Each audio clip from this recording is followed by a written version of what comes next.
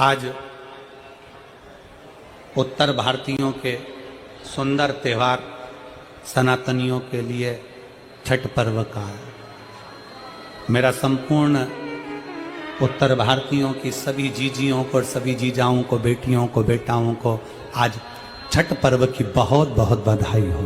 बहुत बहुत छठ पर्व।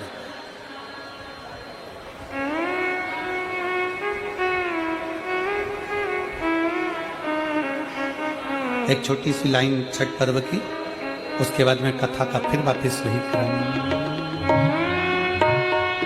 पनिया में सोना सूरज देव खड़े मुझसे करे, मिले पनिया में सोना सूरज देव खड़े मुझसे करे। उतारे छठ बरतिया दोनों रे हाथ सुपवा उठाए।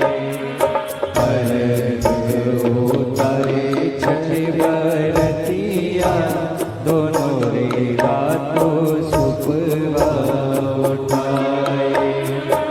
मिले पनिया में सोना सूरज देव खड़े मुस्काए।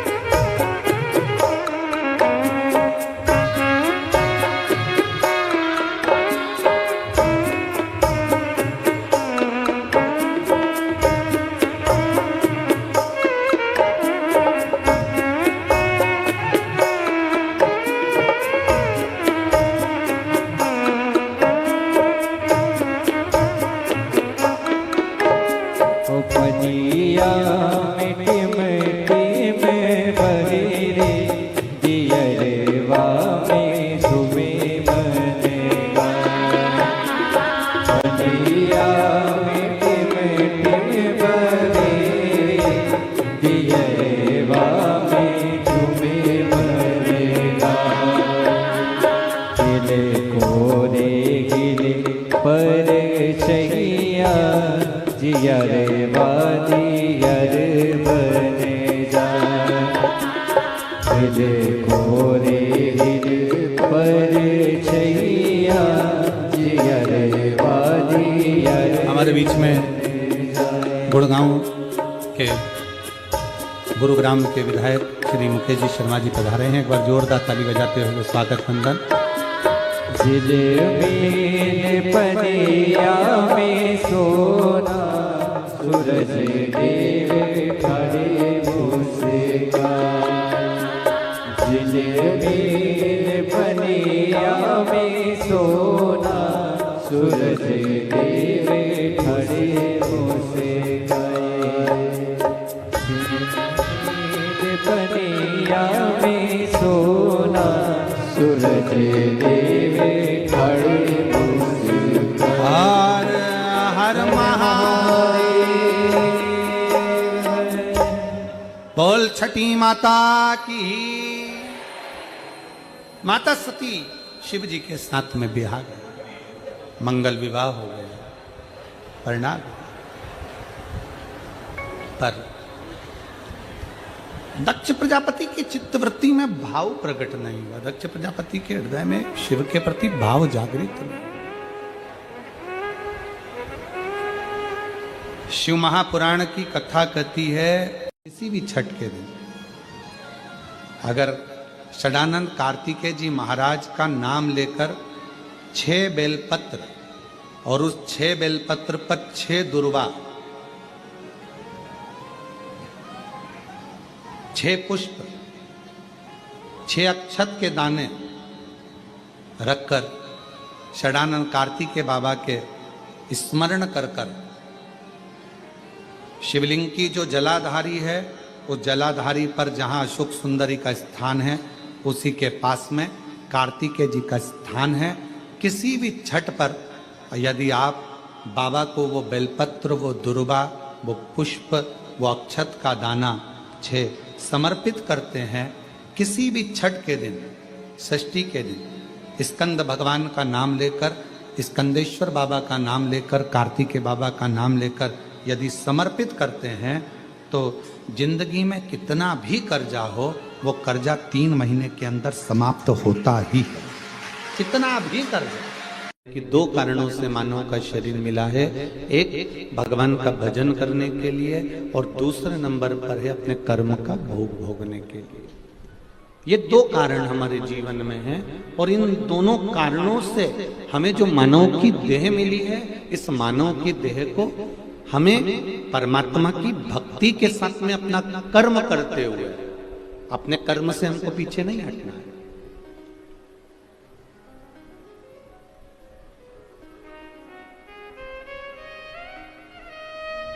कर्म करो, कर्म से बिल्कुल पीछे नहीं हटना। अपने को विद्या अध्ययन करने वाले बच्चे अच्छी विद्या अध्ययन करें, डॉक्टर की पढ़ाई करने वाले डॉक्टर की पढ़ाई करें, इंजीनियर की पढ़ाई करने वाले इंजीनियर की पढ़ाई करें, सीए की पढ़ाई करने वाले सीए की पढ़ाई करें, कमिश्नर आदि की जो भी आदि विद्याएं हैं वो आप सब जो ग्रहण कर रहे हैं उसको दिल से करो, कर्म को प्रधान मानकर करो।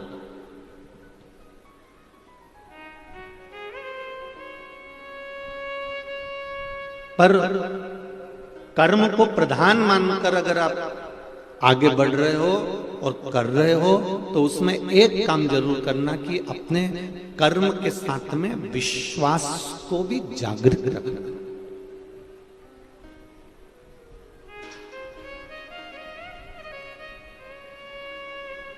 बैंक में लॉकर होता है, उस लॉकर में 2 चाबी होती है जिसमें आप रकम रखते हो, अपना सोना चांदी रखते हो, उसमें 2 चाबी होती है। एक चाबी बैंक के मैनेजर के पास होती है और एक चाबी आपके पास में होती है।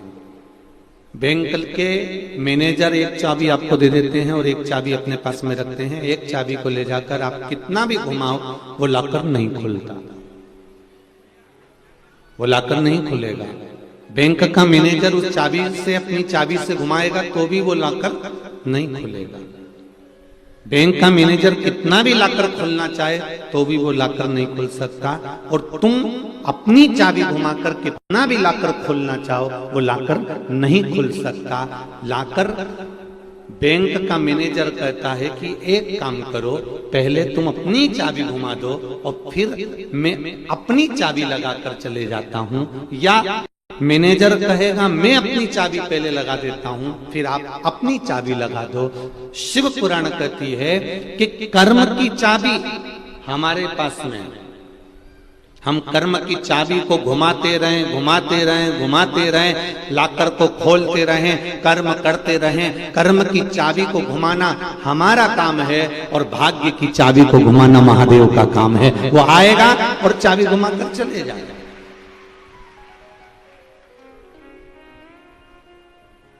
वो आएगा और चाबी घुमाएगा। आप कर्म की चाबी घुमाइए, और आप अगर कर्म की चाबी घुमाते रहोगे, आप कर्म करते रहोगे तो एक ना एक दिन भाग्य की चाबी तो मेरा महादेव घुमाकर ही रहेगा। ये निश्चित है। जैसे बैंक के लॉकर में 2 चाबी होती है, एक चाबी आपके पास है, एक चाबी मैनेजर के पास है। आप अपनी चाबी को घुमाते जाओ, घुमाते जाओ, घुमाते जाओ, मैनेजर आएगा, चाबी घुमाएगा, लॉकर खुल जाएगा। उसी तरह हमारे को अपना कर्म करना है, कर्म से पीछे नहीं हटना। मेरा बेटियों से भी निवेदन है, आप अगर विद्या अध्ययन कर रही हो, अपना काम कर रही हो, अपना कर्म कर रही हो, तो मेरी बेटियों से निवेदन है, चाहे कितना भी कोई कितना भी रंग ढंग दिखाए, चाहे कोई कितना भी रूप रंग दिखाए, चाहे कोई कितना भी अपनी बॉडी शॉडी दिखाए, मेरा पढ़ने वाली बेटियों से निवेदन है तुम अपने कर्म को करते रहना, इनकी ओर ध्यान मत देना, नहीं तो मालूम पड़े आड़े टेढ़े के चक्कर में फंस जाओगी और जिंदगी नरक कर बैठोगे। अपने कर्म की चाबी को घुमाते रहो, अपनी विद्या अध्ययन करते रहो।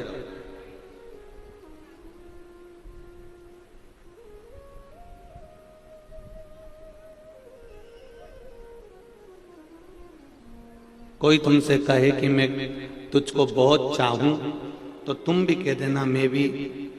एक है उज्जैन में रहने वाला काल अधिपति, उसको बहुत चाह, मेरी भी चाहत, मेरा भी स्नेह उसके प्रति है। दिल तुमसे लगा बैठे जो होगा, वाह, तुम लोगों को तो लाइन याद है,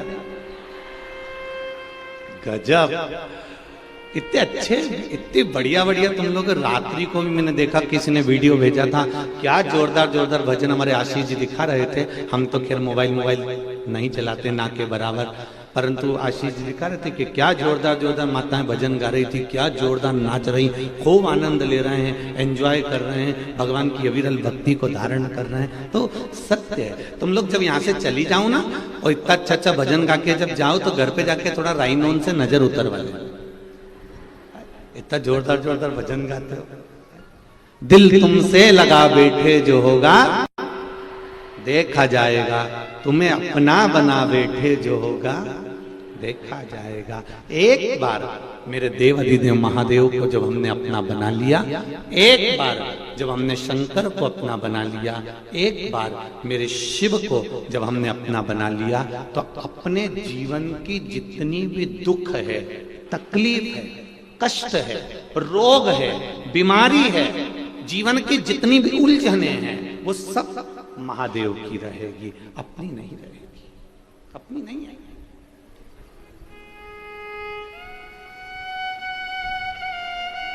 अपनी उलझने समाप्त। देखो,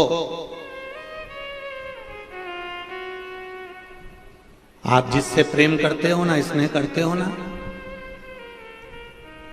तो आपके मोबाइल का बैलेंस भी वही डलवाता है।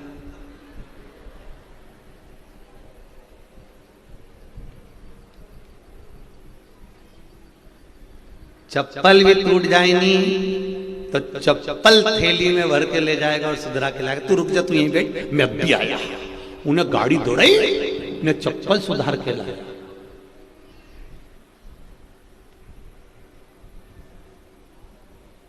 घड़ी खराब हो गई तो फिर वो घड़ी वाली की दुकान पे ले गया। मोबाइल कहीं घूम गया तो उसने 50,000 का मोबाइल दिला दिया।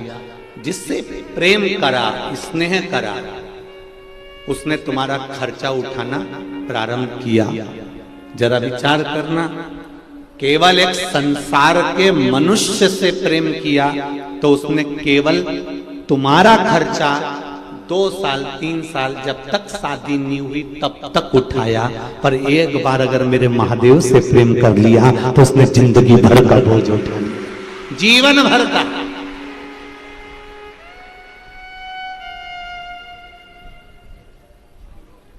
हम उसके भरोसे पर जी।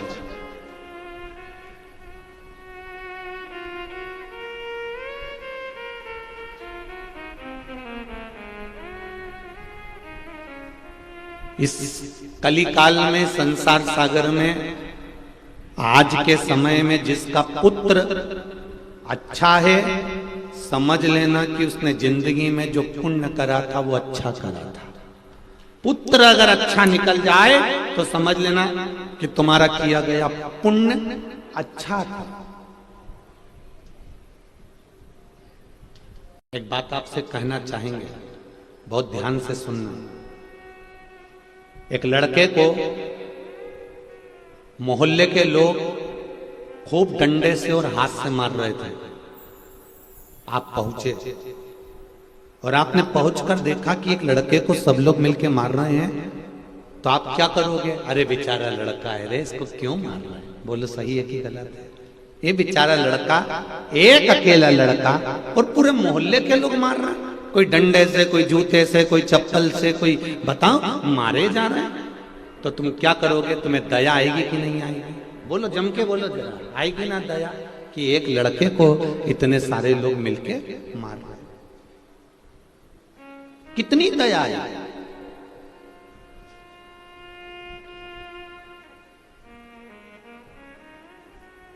तुम्हारी आंख में आंसू भी आ जाएंगे कि एक लड़के को इतने सारे लोग मिलके मार रहे हैं, पर थोड़ी देर खड़े रहने के बाद जरा दिमाग लगाना कि इतने सारे लोग इस लड़के को मार रहे हैं तो ये बेवकूफ है कि पगले हैं जो इतने सारे लोग मिलके इसको मार रहे हैं।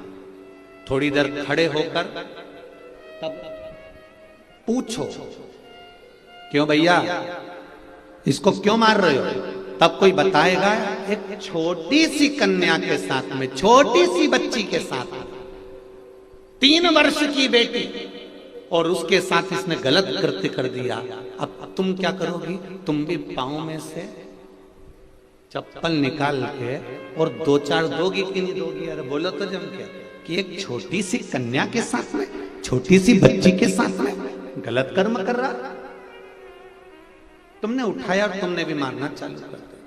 अर्थात हम आदि फिल्म देख पाते हैं और आधी फिल्म में हमको दया आ जाती है। कोई कोरोना में मर गया, आपने भगवान को भरा, अलमारी के ऊपर रख दिया, मेरा विश्वास उठ गया, मैं भगवान को नहीं मानती, मैं परमात्मा को नहीं मानती। बताओ बेचारे भगवान ने मेरे पिताजी को मार दिया, बताओ भगवान ने ऐसा कर दिया, मेरे पति को मार दिया।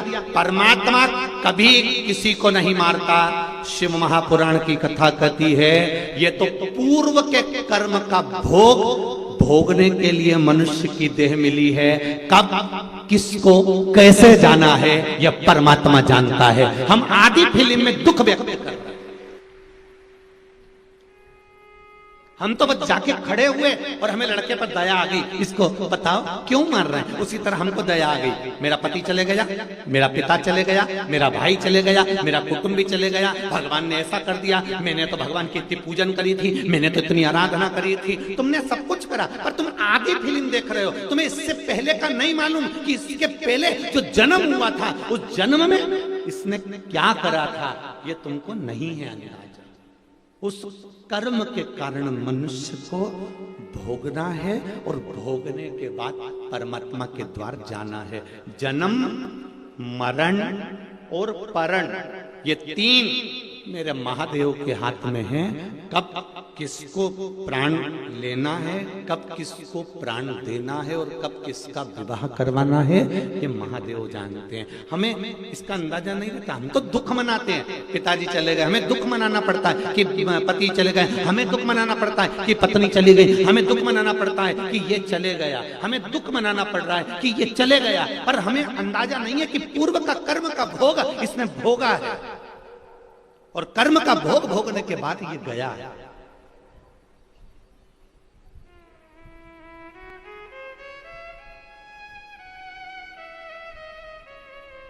तुम्हारे घर में कितने सारे बुजुर्ग लोग होते हैं।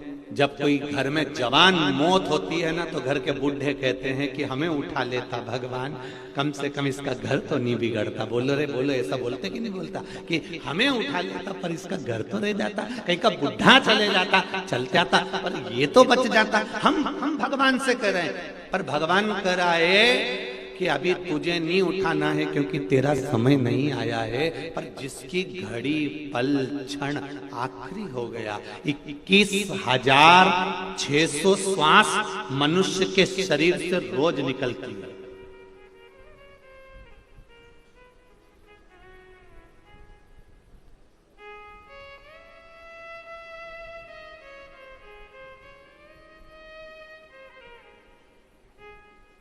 रोज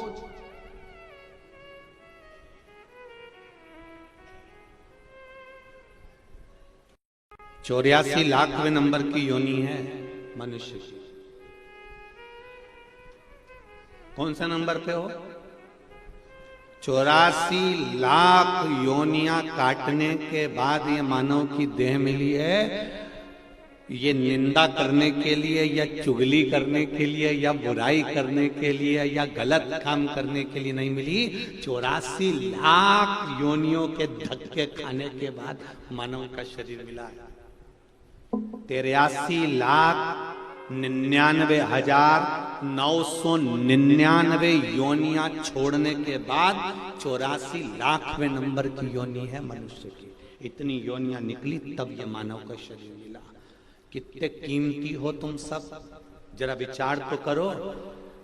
कोहे नूर हीरा जो हीरे वाले की दुकान पर रहता है, सोने वाले की दुकान पर सोना रहता है, उसके पास में जो हीरा रहता है वो हीरे की कीमत भी तुम्हारे आगे शून्य है, क्योंकि तुम्हारी कीमत 83,99,999 योनि काटने के बाद ये 84 लाख भी योनि मिली है। उसको पहचानो कि मानव का शरीर कितना कीमती है, ये मानव का शरीर कितना आनंदित है। जरा सा गुस्सा आया, किसी ने कुछ कह दिया और तुमने तुरंत गुस्से में आके मैं तो मर जाऊं तो अच्छा, और चली गई मैं पानी में डूबने के लिए, तालाब में मरने के लिए। एक निवेदन है, अगर मरने का प्लान भी आए ना तो पहले विचार करो कि पानी में डूब के मरना तो ओल्ड फैशन है, रेल के नीचे मरना ओल्ड फैशन है, दवाई खा के मर जाना ये भी ओल्ड फैशन है। आज का तो न्यू फैशन का जमाना है, तो मरने का भी नया फैशन निकालो।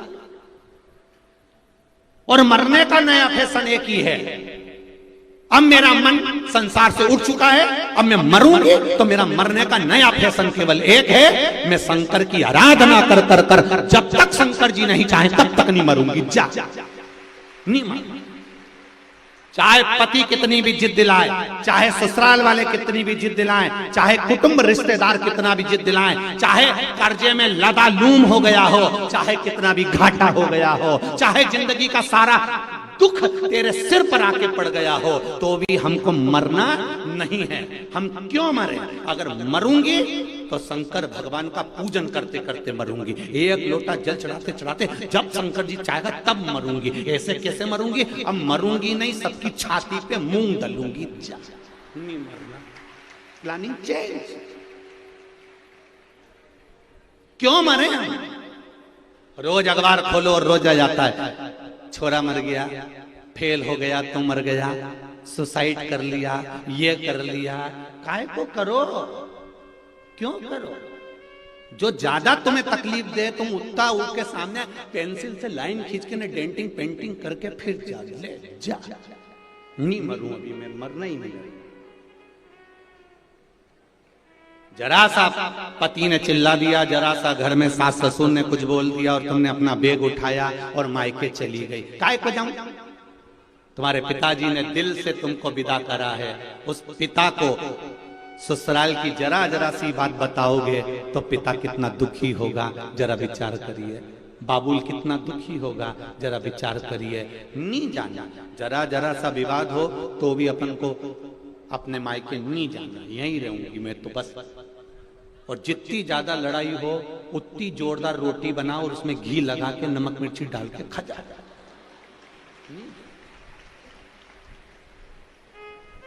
सास कहती रहे तुम इनंग से सुनो, और इनंग कान में हेडफोन में सियोर वाला महाराज की कथा लगा लो, अपने को नहीं जाना। और सासुओं से भी निवेदन है, बहू अगर कुछ कह रही है तो सासुओं से निवेदन है, दोपहर में 1 बजे से कथा आती है, थोड़ा मन हल्का कर लिया करो कथा सुन के।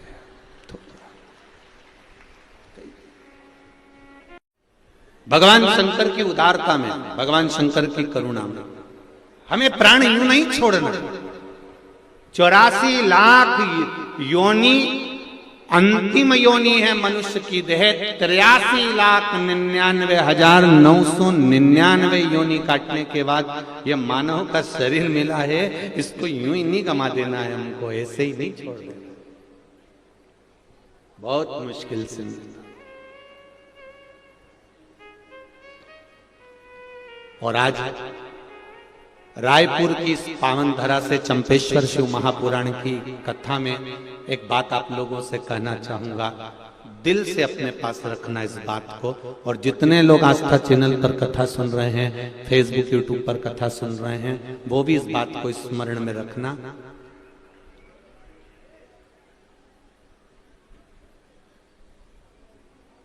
जिसको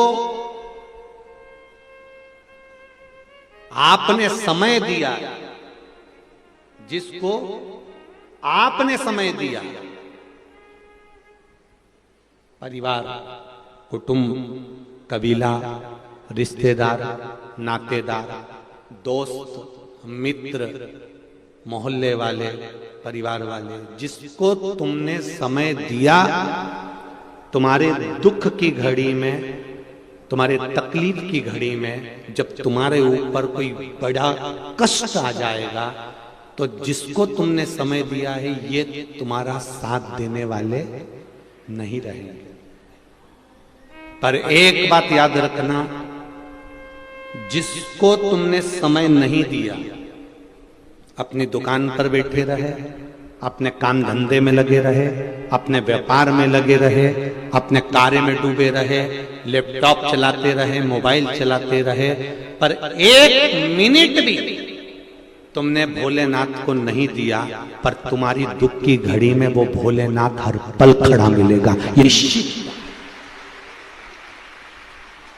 भले तुमने समय नहीं दिया, आपने अपने बच्चों को समय दिया, परिवार को समय दिया, कुटुंब को समय दिया, रिश्तेदारों को समय दिया, मोहल्ले वालों को समय दिया,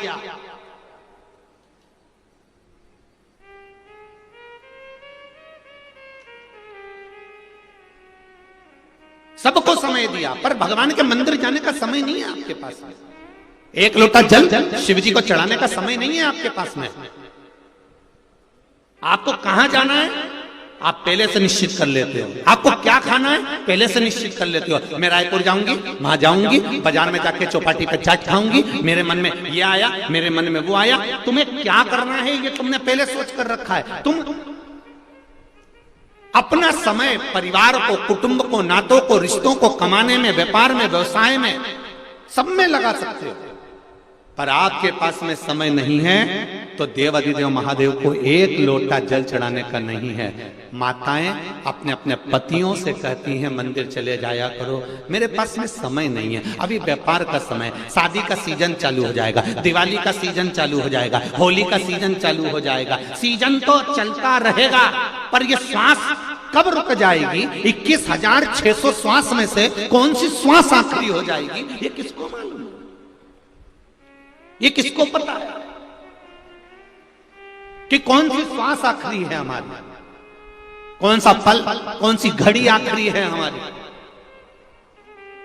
कमा कमा कर जोड़ कर छोड़ कर जाओगे, आखिरी में इतना बड़ा फोटो दीवार पे चिपक जाएगा और उस पे प्लास्टिक के फूल की माला टंग जाएगी, और वो माला भी जब तुम्हारे यहाँ पंखा चलेगा तो वो माला भी हवा में ऐसी हिलेगी। माला इसलिए हिलेगी कि वो मरी हुई जो अम्मा है ना, जो मरा हुआ बब्बा है ना, जो मर गए, वो भी माला हिलाकर हुंकारा भर रहे हैं कि हम भी ऐसी दुकान से आते थे, घर पे आके सो जाते थे, कमा कमा के मर गए, आखिरी में यहां टंग गए।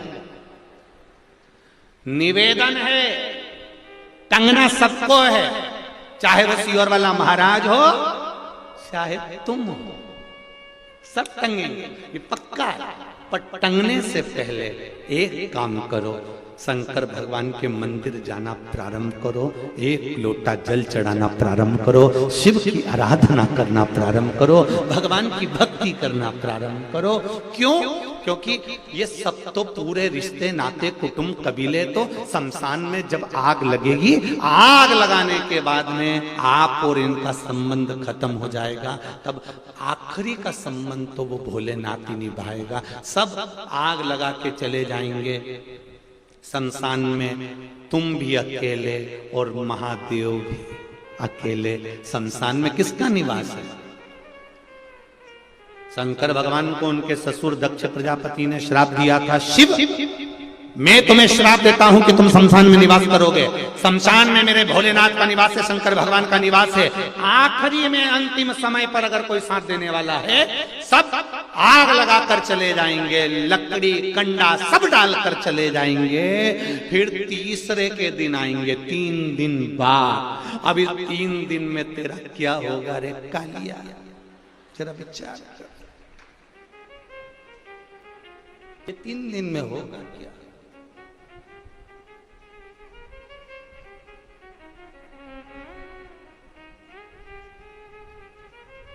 एक जरा सा काकरोच आ जाता है तो माता और जरा सा काकरोच आया तो चिल्लाया, और परिवार वाले आग लगा के तेरे को अकेला छोड़ के चले जाएंगे, तब क्या होगा? आखिरी में शंकर जी ही मिलेंगे और शिव जी कहेंगे कि और कमला कैसी है? कमला कहेगी प्रभु क्षमा कर दो, मैं मेरे घर के पास में मंदिर था, एक लोटा पानी लेके नहीं गई। शंकर जी भी कहेंगे चिंता मत कर, 3 दिन तक ठंडी नहीं होने दूंगा। और तीसरे के दिन परिवार वाले आए, उन्होंने देखा अभी तो गर्म पड़ी है, तब परिवार वाले भी पानी डाल डाल के हड्डियों को ठंडा कर रहे हैं, रात ठंडी कर रहे हैं, तब ठंडा। जब तन से उठेगी ज्वाला, कोई पास न आने वाला। जब तन से उठेगी ज्वाला, कोई पास न आने वाला। भक्तों की सुन के पुकार रे, तू नंदी लेकर आ जाना। मेरे दीन बंधु भगवान रे, नंदी पर चढ़कर आ जाना।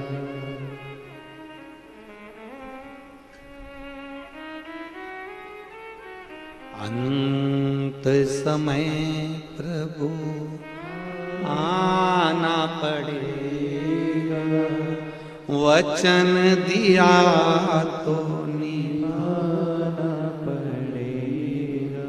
आए ना आए प्रभु कुटुंब कबीरा, अंत समय प्रभु आना पड़ेगा। कोई आए ना आए, पर ये निश्चित है अंत समय में जो तुमने अच्छा कर्म किया है, अंत समय में जो तुमने भजन किया है, आज आप आस्था चैनल के सामने बैठकर फेसबुक यूट्यूब पर, और इतनी भारी तादाद में, इतनी भारी संख्या में, लाखों की संख्या में आप लोग यहां पहुंचे। अभी आदरणीय राज्यसभा सांसद जी कह रही थी कि इतनी भीड़, इतना जन सैलाब इस राजधानी में पहली बार देखने को मिला है। ये आपका इसमें ये मौका मिला है अपने जीवन को सार्थक करने का।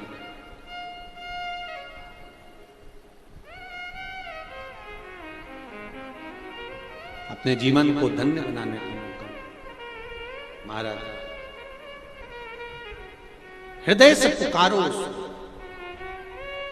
ये मानव का जो शरीर है, ये मनुष्य की जो देह है, मानव का शरीर जो मिला है, वो बड़ा मुश्किल से मिला है, बड़ा मुश्किल। और जितना भजन करोगे, जितना उसमें मन लगाओगे, उतना वो सवार लेगा। एक पत्र आया, देखिए।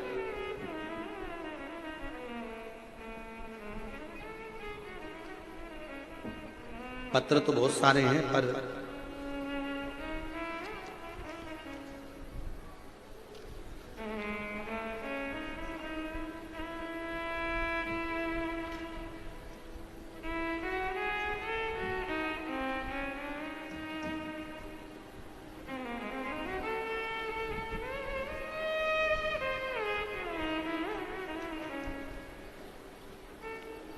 मैं आरती साहू, ग्राम रावणगुड़ा, धमतरी, छत्तीसगढ़ से आई हूं।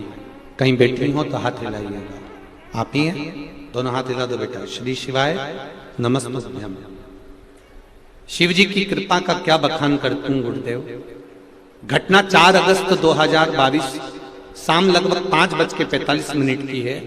मेरा नन्ना सा भाई नैतिक साहू, आप उसका फोटो देख लीजिए, जो वेंटिलेटर पर पड़ा हुआ है। जितने लोग भी टीवी पर देख रहे हैं, एलईडी पर देख रहे हैं या यहां बैठकर देख रहे हैं, मेरा भाई नैतिक साहू जो कि 3 वर्ष का है, पता नहीं कैसे तालाब में डूब गया, किसी को कोई खबर नहीं। लौट रहे पुरजनीन यदु नाम की एक महिला की नजर मेरे भाई पर पड़ी। देखा कि एक बच्चा ना जाने कब से औंधे मुंह पानी में तैर रहा है, पड़ा हुआ है, इसमें कोई अचेतता नहीं है, ये मर चुका है।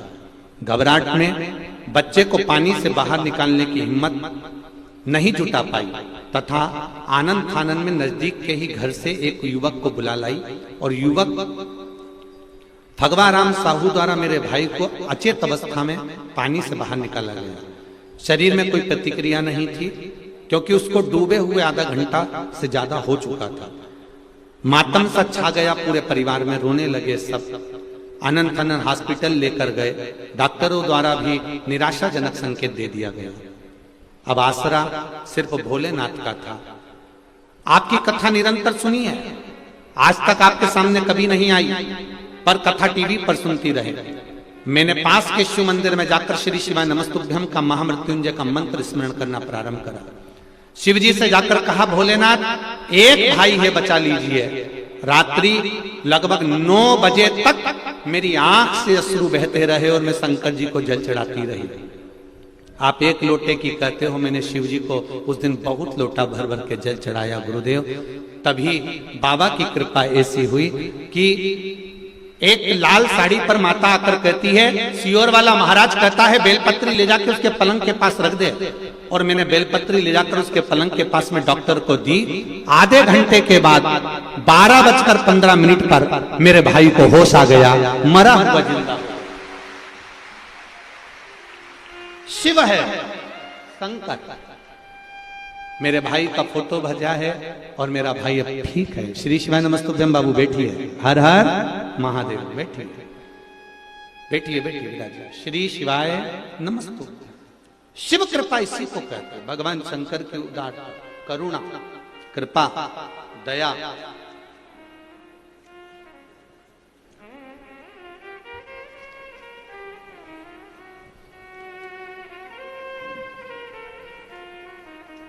इतने पत्र हैं आपके, इतने पत्र हैं कि इन सबको अगर पढ़ते रहेंगे तो कथा ही नहीं हो पाए। इतने आप लोगों के भाव जो शिव जी ने आपको दिया है। आपके पास सियोर वाला महाराज नहीं खड़ा था उस समय पर। उस समय पर अगर खड़ा था तो आपने जो आस्था चैनल पर कथा सुनी थी, आपने जो मोबाइल पर कथा सुनी थी, आपने जो फेसबुक पर कथा सुनी थी, जो आपने शंकर भगवान को समय दिया था कथा सुनने का, शंकर भगवान भी कैलाश छोड़कर तेरे भाई के पास खड़ा था। उस क्षण का इंतजार। तुम पुकारो वो आए।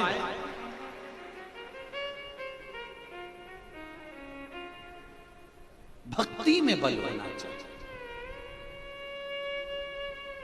अंत समय प्रभु आना पड़ेगा, वचन दिया तो निभाना पड़ेगा। कोई आएगा कि ना आएगा पता नहीं, पर अगर शिव महापुराण की कथा विश्वास से श्रवण करी है, भरोसे से श्रवण करी है कि मेरा शंकर मेरे साथ में है, हर पल हर घड़ी हर क्षण मेरे साथ मेरा शिव है, आप दिल से छाती ठोक कर कह सकते हो, अगर महाकाल मेरे साथ है तो काल भी मेरा कुछ नहीं बिगाड़ सकता, ये निश्चित है। आप कह सकते हो।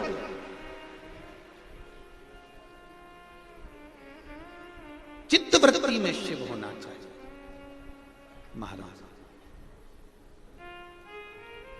और जब आपकी चित्त वृत्ति में भगवान शंकर समाहित हो, हाँ उसमें छल ना हो, उसमें कपट ना हो। तारकासुर के 3 बेटे थे, तारकाक्ष, विदुमाली और कमलाक्ष की। इन तीनों को ब्रह्मा जी ने वर प्रदान करा कि तुम मांगो तुम्हें क्या चाहिए। ब्रह्मा जी से वर मांगा कि हमको मृत्यु ना आए, हमारी मौत ना आए, हम कभी मरे ना। ये कई बार असुरों ने, रावण ने भी यही मांगा था कि मैं मरूं नहीं, कंस ने भी मांगा था कि मैं मरूं नहीं, हिरण्यकशिपु ने भी यही मांगा था कि मैं मरूं नहीं, हिरण्याक्ष ने भी मांगा था मैं मरूं नहीं। जितने भी असुर हुए, राक्षस हुए, इन्होंने एक ही बात मांगी कि हम मरे ना।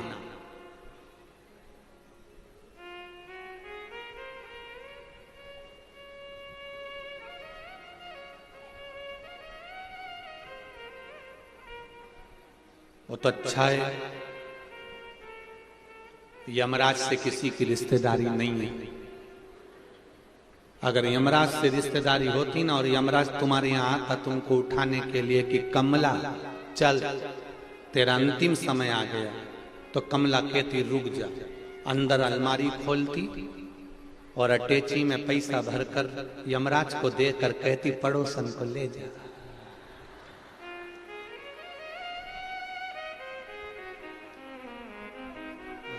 मौत से किसकी रिश्तेदारी है?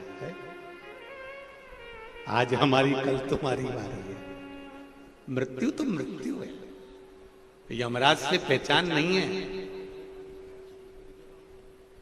और यमराज भी करेगा क्या अगर पहचान कर भी लोगे तो? यमराज का काम है, ब्रह्मा जी की लेखनी में लिख दिया कि तेरी मृत्यु होना है, तेरे को ये दुख आना है, तो यमराज को आकर उठाना पड़ेगा, दुख देना ही पड़ेगा। यमराज से रिश्तेदारी बनाकर कर भी क्या लोगे? रिश्तेदारी बनाना है तो महाकाल राजा से बनाओ, उसका नाम है महाकाल। काल भी उसके सामने आने से डरता है, डर।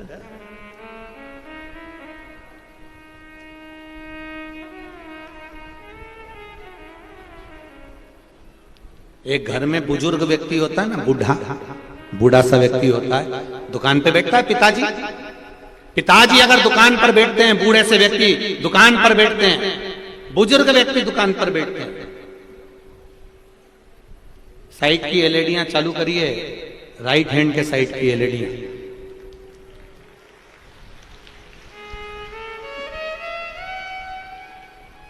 बूढ़ा सा व्यक्ति दुकान पर बैठता है ना, तो जो व्यक्ति को बेवकूफ बनाने के लिए आते हैं ना, वो ये देख कर आते हैं कि इसका पिताजी तो नहीं बैठा है। पिताजी बैठे होंगे तो वो बेवकूफ बन ही नहीं सकते। छोरा बैठा होगा तो आएगा और कहेगा सेठ जी मुझे 500 रुपए की जरूरत है, आप दे दो। सेठ जी 5000 की जरूरत है, दे दो। सेठ जी 25,000 की जरूरत है, दे दो। और छोरा बेचारा दया भाव में रखकर उसको दे देगा। और पिताजी होते तो पहले पता करते कि इसको जरूरत है कि नहीं, और पिताजी जान जाते ये सब पी के बर्बाद कर देते, 1 रुपया मत देना है। जो जानता है वो धोखा नहीं खा सकता। अब मेरा विश्वास ये कहता है आप लोगों ने शंकर भगवान को जान लिया, आप लोगों ने एक लोटे जल की महत्वता को जान लिया। इसलिए अब मेरा विश्वास कहता है जिनने शिव महापुराण की कथा सुनी है वो दुख की घड़ी में कभी धोखा नहीं खाएंगे, वो शंकर के मंदिर जाएंगे, ये निश्चित है। बहुत सारे मिलेंगे आपको जीवन में। जब राजा परीक्षित के प्राण छूटने का समय आया, 7 दिन में राजा परीक्षित को जाना था। राजा परीक्षित ने सोचा मैं किसके पास जाऊं, 7 दिन में मेरे प्राण छूटना है। राजा परीक्षित सबके पास गया। कोई कहता है आओ हमारे पास बैठो, हम ये करवाएंगे। कोई कहता है हम ये करवाएंगे। कोई कहता है हम ये करवाएंगे। कोई कहता है हम ये करवाएंगे। आखिरी में सुखदेव जी महाराज मिले और सुखदेव जी महाराज के पास में राजा परीक्षित गया और राजा परीक्षित ने जाकर कहा प्रभु जी मेरे प्राण छूटेंगे, 7 दिन मिले हैं, तू क्यों चिंता करता है? 7 दिन बहुत होते हैं, बहुत होते हैं, कुछ मत कर, मैं तुझे भागवत कथा सुनाऊंगा, तू मेरे चरणों में बैठकर सुन ले। 7 दिन सुन ली, प्राण भी छूटेंगे ना तो मालूम नहीं पड़ेगा, क्यों चिंता करता? कोई डॉक्टर के हाथ का इंजेक्शन दर्द नहीं करता। बोलो री जीजियो, सही है कहलाते। कोई सिस्टर डॉक्टर ऐसी होती है जिसके हाथ का इंजेक्शन दर्द नहीं करता।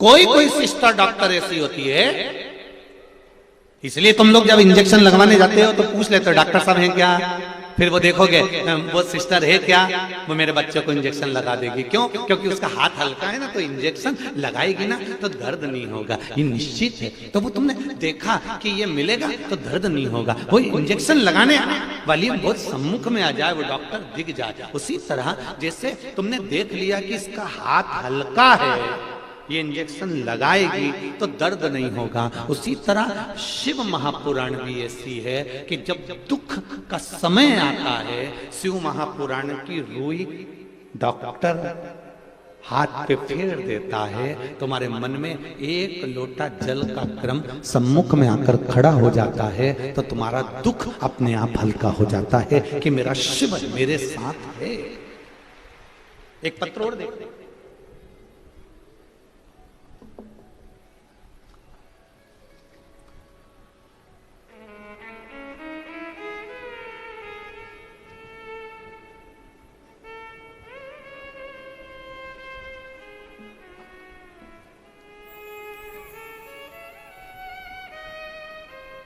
आज भी झुमका आया है, आज भी लटकाया है वो। आज परंतु इसके दाने मोटा मोटा है, कल का दाना पतरा पतरा था।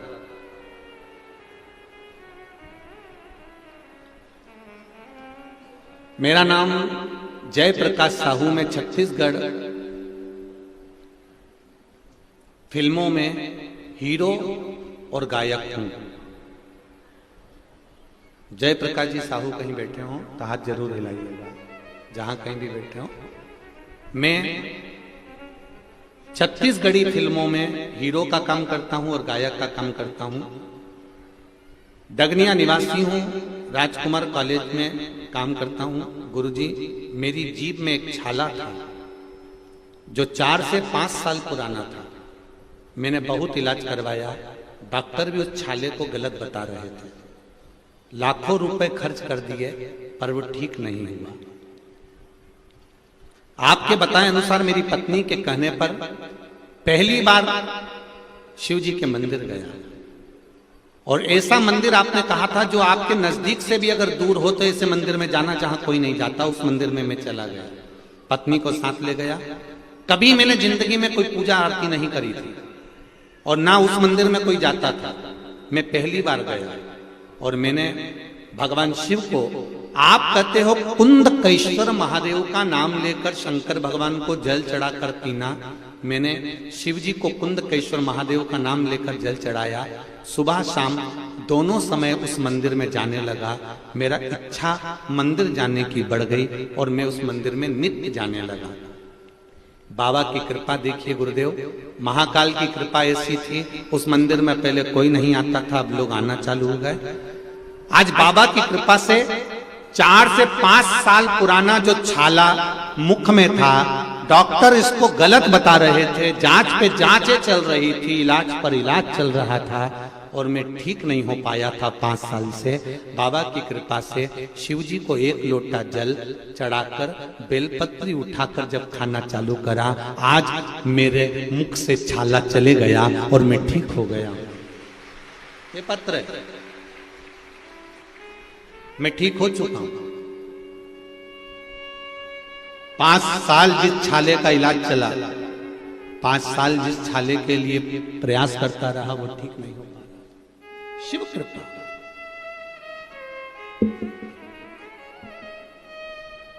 शंकर की उदार करुणा, वात्सल्य। अब कहो दिल से उसको, एक बार जब जीवन में अगर कष्ट आए ना तो शिव के मंदिर जाकर दिल से पुकारना, दिल से, मेरे बाबा, ओ मेरे बाबा, मेरे बाबा, मेरे शंभो, हे मेरे बाबा, हे मेरे कुबेरेश्वर महादेव, हे मेरे कुबेर भंडारी। बाबा, बहुत दुख है, चारों तरफ से कष्ट में घिरी हुई हूं बाबा। सारी दुनिया के लोग मुझे अपशब्द कह रहे हैं बाबा, सिर पर तकलीफ है का बोझ बहुत है बाबा। बाबा, तू मेरा बाबा है ना, और मैं तेरी बेटी हूं ना, मैं तेरा बेटा हूं ना बाबा, कोई नहीं संभाल रहा। मेरे बाबा एक बार हाथ पकड़ लो, संभाल लो ना बाबा। बस इतना कहकर जब दिल से जल चढ़ाओगे ना, निश्चित है संभाल लेगा, संभाल लेगा। संभाल लेगा।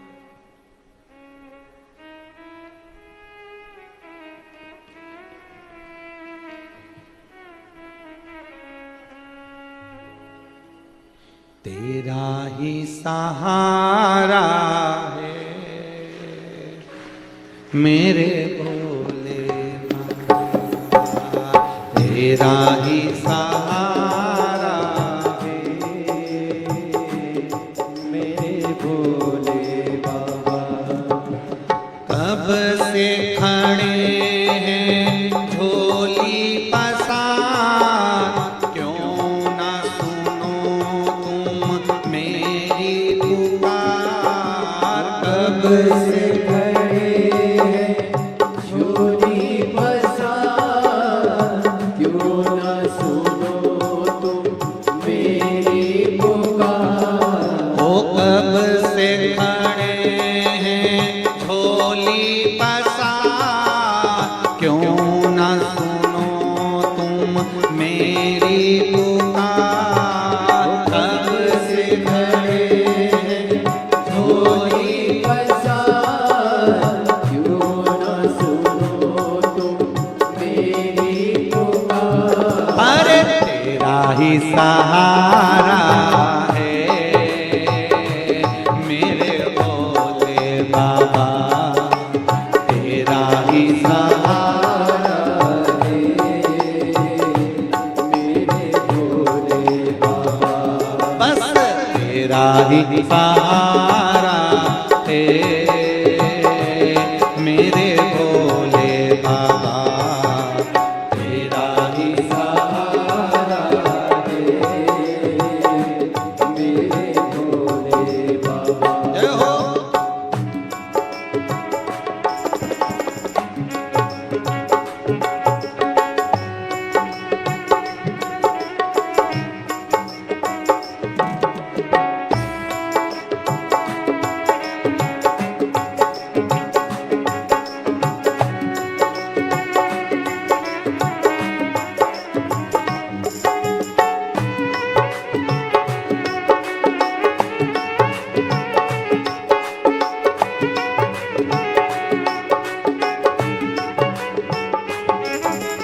देख लो लगी है आज मंदिर में ये भीड़ भारी।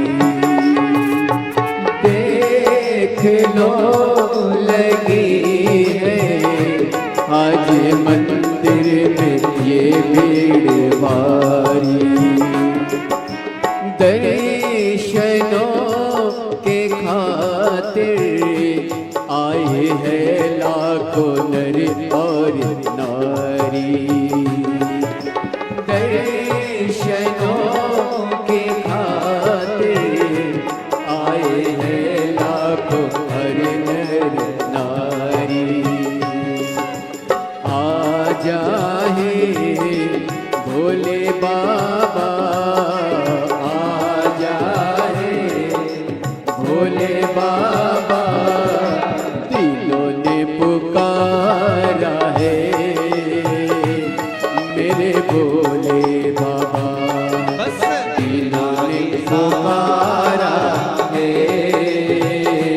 मेरे भोले बाबा। कब से खड़े हैं झोली पसार, क्यों न सुनो तुम मेरी पुकार। कब से खड़े हैं झोली पसार, क्यों न सुनो तुम मेरी पुकार। मुझे तेरा ही सहारा है मेरे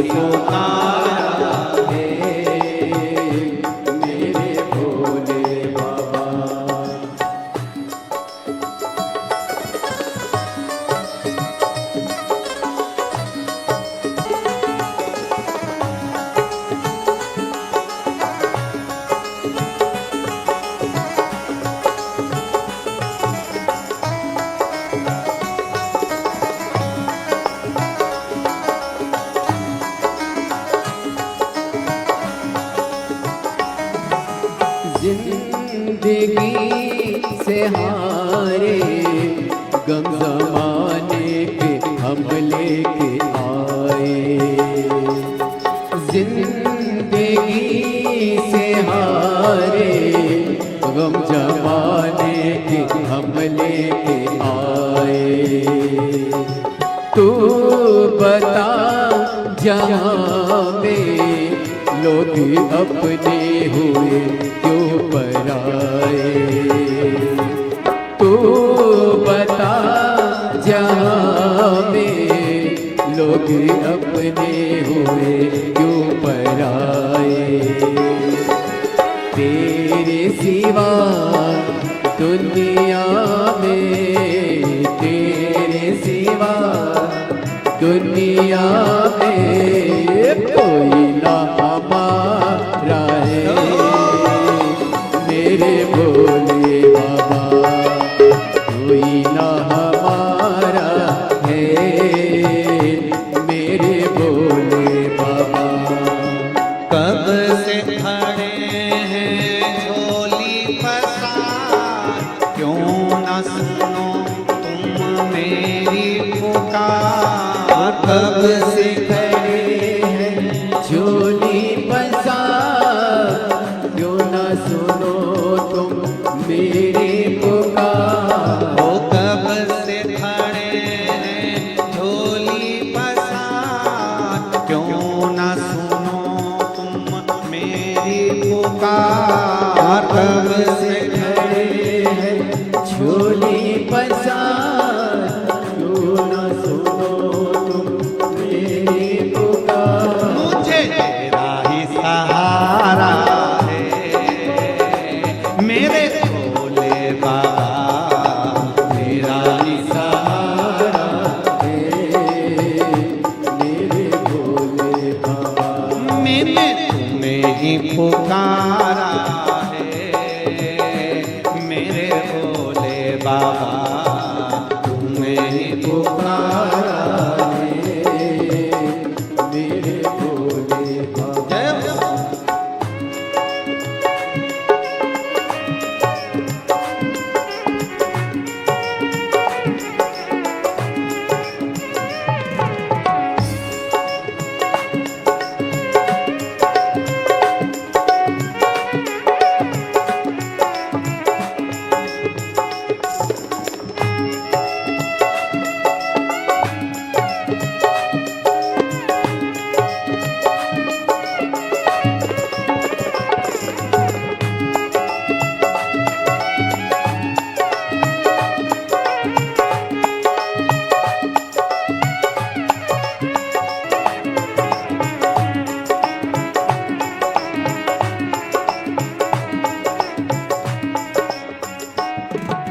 रास्ता न सूझे, कहाँ जाए मैं मुसीबत के मारे। रास्ता न सूझे, कहाँ जाए मुसीबत के मारे। आसरा है तेरा, दूर कर दो ये संकट हमारे। आसरा है तेरा, दूर कर दे ये संकट हमारे। सुनते हैं तूने ही, सुनते हैं तूने ही, लाखों को उबारा है मेरे भोले बाबा। लाखों को उबारा है मेरे भोले बाबा। कब से खड़े हैं झोली पसार, क्यों न सुनो तुम मेरी पुकार। कब से खड़े हैं झोली पसार, क्यों न सुनो तुम मेरी पुकार। मुझे तेरा ही सहारा है मेरे भोले बाबा, तेरा ही सहारा है मेरे भोले बाबा। मैंने तुझे ही पुकारा है मेरे भोले बाबा। मैंने तुझे ही पुकारा है मेरे भोले बाबा। कब से खड़े हैं झोली पसार, क्यों न सुनो तुम मेरी पुकार।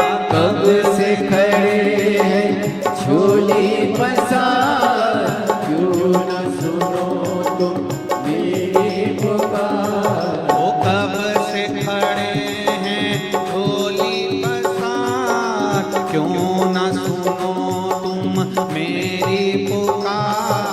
कब से खड़े हैं झोली पसार, क्यों न सुनो तुम मेरी पुकार। मुझे तेरा ही सहारा है मेरे भोले बाबा। तेरा ही सहारा है मेरे भोले बाबा। मेरा तेरा ही सहारा है मेरे भोले बाबा। तेरा ही सहारा है मेरे भोले बाबा। तू जग का रखवाला है मेरे भोले बाबा। जग का रखवाला है मेरे भोले बाबा। जय हो।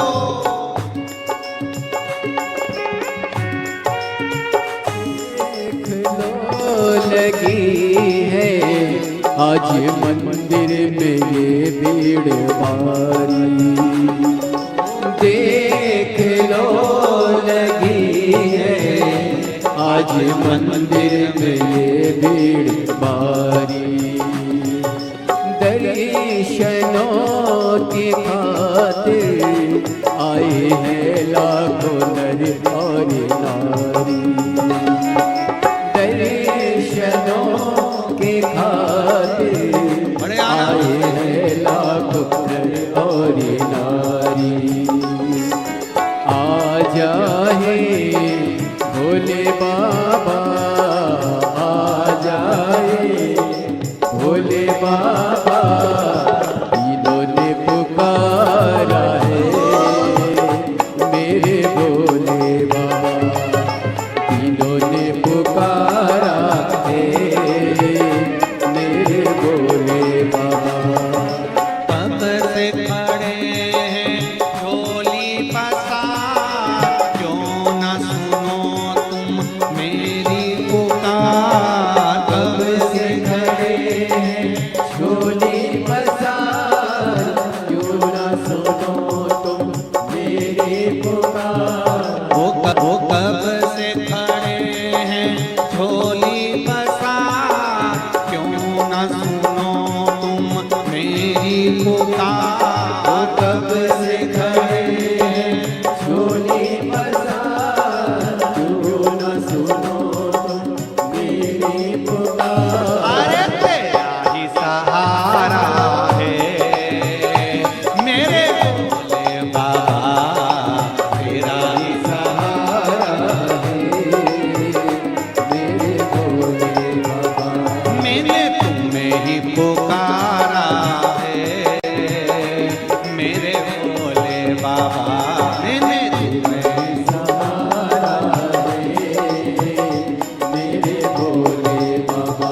बस तेरा ही सहारा है मेरे भोले बाबा।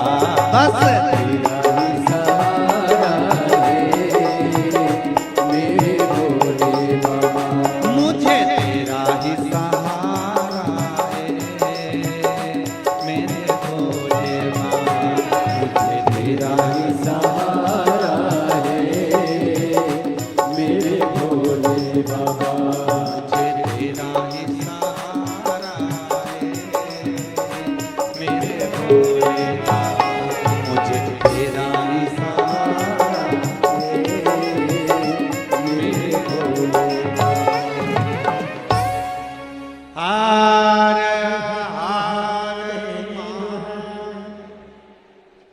शिव जी से दिल की बात कहते हुए सब अपने स्थान पर बैठकर भगवान शिव जी से अपने हृदय की बात दिल से करें। शिव महापुराण के मूल मंत्र का स्मरण करते हुए भाव के साथ में भगवान से कहें, बाबा आपकी अविरल भक्ति दीजिए। श्री शिवाय नमस्तुभ्यं, श्री शिवाय नमस्तुभ्यं, श्री शिवाय नमस्तुभ्यं, श्री शिवाय नमस्तुभ्यं, श्री शिवाय नमस्तुभ्यं। भोला सब दुख काटो मारा, ओ भोला सब दुख काटो मारा। शिव शंकर जपो तेरी माला, भोले बाबा जपो तेरी माला। भोला सब दुख काटो मारा, ओ भोला सब दुख काटो मारा। वेश है मंगल मंगलकारी, वेश है मंगल मंगलकारी। शमशान वासी हमारा, शमशान वासी हमारा। भोला सब दुख काटो मारा, ओ भोला सब दुख काटो मारा। शिव कथा कह रही है। भगवान शंकर का गुणगान स्मरण भक्ति बल प्रदान करती। तारकासुर के 3 पुत्र तारकाक्ष, विदुम्माली, कमलाक्ष की तीनों ने वर मांगा कि हमारे प्राण ना जाएं। ब्रह्मा जी ने कह दिया कि मृत्यु तो आएगी, मौत निश्चित है, वो आना है, उसको कोई बदल नहीं सकता। जितने लोग ये विचार करते हैं कि ये मर गए हमारा तो विश्वास चले गया, ये समाप्त तो हो गए हमारा तो भगवान पे से विश्वास चले गया, उनसे निवेदन है, ये कर्म की गति है जो हमको भोगना।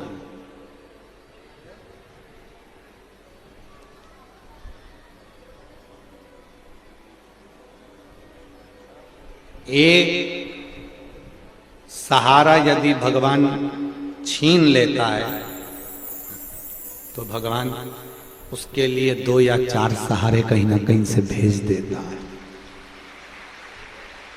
निश्चित है। एक रास्ता अगर बंद करा तो दूसरा रास्ता परमात्मा चालू कर देता। मांगो, ब्रह्मा जी के सामने कर रहे हैं तो ब्रह्मदेव ने कहा मरना तो पड़ेगा, तो उन्होंने कहा 3 पुरी का निर्माण कर दो, 3 नगर का निर्माण कर दो जहां हम निवास करें, हम तीनों मरे तो एक साथ मरे, ये हमको वर दीजिए। तब तीनों ने 3 पुरियों को मांग लिया, अलग अलग रहने लगे। तीनों भाइयों ने विचार कर लिया अपन एक साथ कभी इकट्ठे नहीं होंगे, एक जगह पर अपन तीनों कभी नहीं आएंगे। जब अपन तीनों एक जगह पर नहीं आएंगे तो तीनों एक साथ मरेंगे नहीं, ये विचार किया गया। और विचार करने के साथ में फिर जो क्रम चालू हुआ महाराज, शास्त्र कहता है उन्होंने उपद्रव मचाना प्रारंभ करा। देवताओं ने भगवान से प्रार्थना करी, कुछ भी करो पर इस तारकासुर के बेटों को मारो। पाप जब बढ़ता है, पाप जब बढ़ता चले जाता है, उस पाप को कम करने के लिए भगवान को कुछ ना कुछ लीला करना पड़ती। बहुत ध्यान दें, जब ठोकर लगती है ना तो मालूम पड़ता है कि जिंदगी में चलने में रुकावट कितनी है। जब ठोकर लगती है तो दो चीजें मालूम होती है कि चलते चलते रास्ते में रुकावट कितनी है, और दूसरा मालूम पड़ता है कि ठोकर खाने पर यह मालूम पड़ता है कि संभालने वाले, उठाने वाले हाथ कितने हैं, ये हमको मालूम पड़ता है। हमको कितने लोग संभालें। ठोकर लगी तो दो चीजों का स्मरण करा गई ठोकर। एक रास्ता कैसा है, और दूसरा संभाल कौन रहा।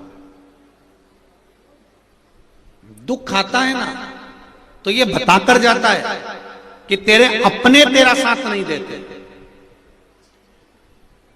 यहां बहुत लोग बैठे होंगे जिनके हृदय से पूछा जाए ना तो वो बता देंगे। जिन जिन के यहां पर संतान हुई है ना, उनके बहुत सारे पत्र हैं आज, ढेर सारे।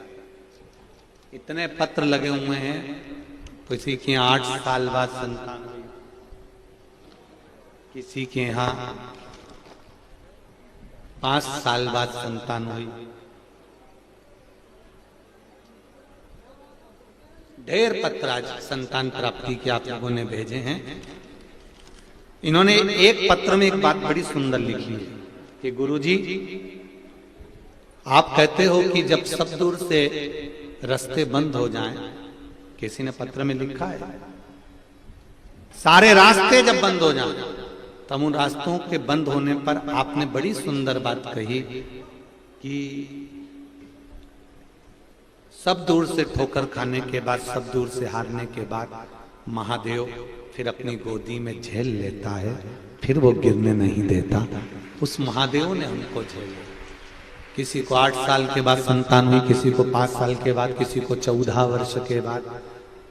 ये पत्र जो आपने भेजे हैं, इसमें आपका विश्वास जागृत था, इसलिए भोलेनाथ जी ने देख लिया कि रोज जल चढ़ाने आती है, रोज बेलपत्री चढ़ाने आती है। अगर इसकी झोली खाली रहेगी तो लोग बाद में मुझ पर उंगली उठाएंगे कि रोज मंदिर जाती थी वो सियोर वाला महाराज के कहने पर, और तो भी भोलेनाथ जी ने इसकी गोदी नहीं भरी, तो भी ये गोदी खाली की खाली रह गई। हमारा कुछ ना बिगड़ेगा, तुम्हारी शान जाएगी, पकड़ लो हाथ त्रिपुरारी, नहीं तो डूब जाए। रास्ता वो ही बता सकता। कथा क्यों सुनते हो? कथा क्या बताती है? ये सनातन धर्म क्या बताता है? ये वेद और पुराण के शास्त्र क्या बताते हैं कि किस रास्ते पर चलना, क्या करना है? अब दुनिया के लोग उसको चाहे टोटका कह दे, चाहे उपाय कह दे। देवऋषि नारद जब उलझन में पड़े तब भी तो भगवान ने उपाय बताया था कि चंद्रभागा नदी के तट पर चले जाना, और चंद्रभागा नदी के तट पर जाकर तुम शिव जी की आराधना करना, शंकर भगवान का शिवलिंग का निर्माण करना, उसकी पूजन करना। तो क्या वेद व्यास जी ने टोटका बताया? ये एक उपाय है, ये एक राह है।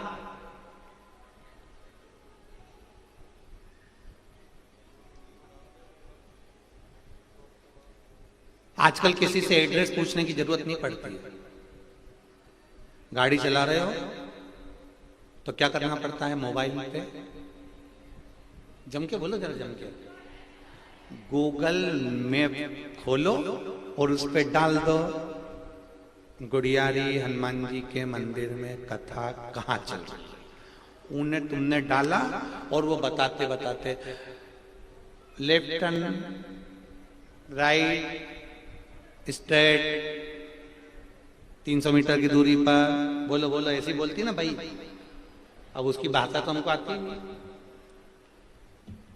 पर बोलती ऐसी है। आगे जाके राइट में टर्न आ रहा है, सिग्नल भी ऐसा मुड़ जाता है, फिर ऐसा मुड़ जाता है। गूगल भले आपको गाड़ी से जाने का रास्ता बताए, मना नहीं है, पर परमात्मा तक जाने का रास्ता तो शिव पुराणी बताती है। निश्चित निश्चित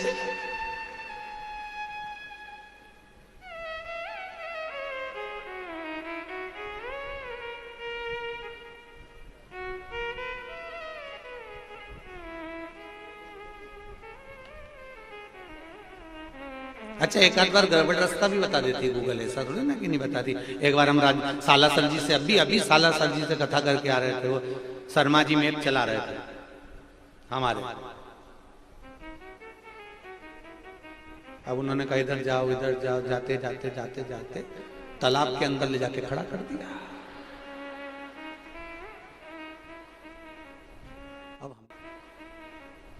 अब हमने पूछा क्यों शर्मा जी, रास्ता कहां गया?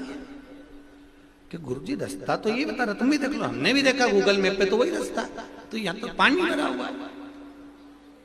तो हमने कहा गाड़ी पीछे लो और पीछे वाले से पूछेंगे रास्ता तो नहीं भटक गया।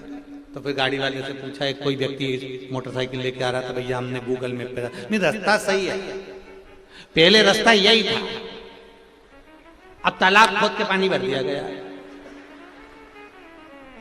तो हमने कहा शर्मा जी यहाँ कहीं डूबने आया, कोई दूसरा रास्ता निकाल कि गुरुजी रास्ता तो ये बताया। फिर बेचारा वो व्यक्ति हमको धीरे धीरे पास के रास्ते से लेकर फिर पार करा, फिर पहुंचे मान।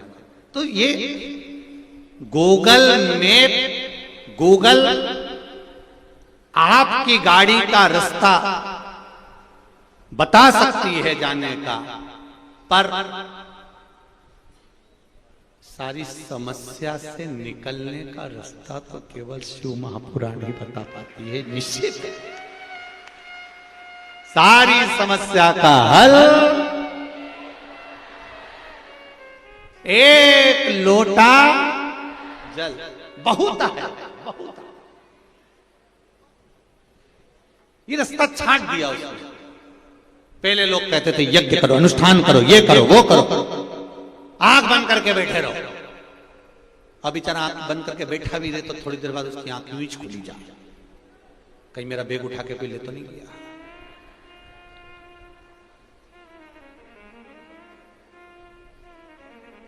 फिर आंख बंद करो, फिर आंख बंद करी, फिर किसी ने पूछा सामने वाले ने, कुछ दिख रहा है?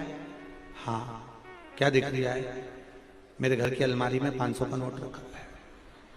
तो इतने में सामने वाले ने कह दिया तू तो आंख खोल ले, तेरे बस का नहीं है। न तप, न साधना, न कोई योग और न बहुत साधु संत सन्यासी बनने की जरूरत है। हम कोई बहुत बड़े उपासक या संत या साधु या सन्यासी नहीं है। आप और हम केवल एक बात जानते हैं कि ना हम तप जानते, ना आराधना जानते, ना मंत्र जानते, ना पूजन जानते। हम तो केवल इतना जानते हैं कि अपने घर के लोटा उठाओ, पानी भरो और शंकर जी का मंदिर चले जाओ, बस इतना जानते हैं, इसके सिवा कहीं नहीं जानते। हम तो कुछ जानते हैं, हमें कुछ भी नहीं। चढ़ाओ, शिव जी को जल चढ़ाने का फल क्या मिलता है? ये शंकर भगवान का आपके जीवन में जितने लोग आस्था चैनल पर कथा सुन रहे हैं, जितने फेसबुक यूट्यूब पर कथा सुन रहे हो, और जितने इस रायपुर की पावन धरा पर बैठकर कथा सुन रहे हो, जितने ये 4 पंडाल 5 पंडाल, पीछा ग्राउंड, बिल्डिंग, छत, रोड, गाड़ी, जहां जहां बैठ के कथा सुन रहे हो, आप सबसे निवेदन है एक बात याद रखना, जल चढ़ाकर भूल जाओ कि तुमने जल चढ़ाया। वो जल तुम्हें कहां काम आएगा ये तुम्हारा वक्त बताएगा कि तुमने जल चढ़ाया था, तुम्हें कहां काम आएगा। वो जल कहां काम आएगा, ये वो जल चढ़ाया तुमने, वो मालूम पड़ेगा तुमको।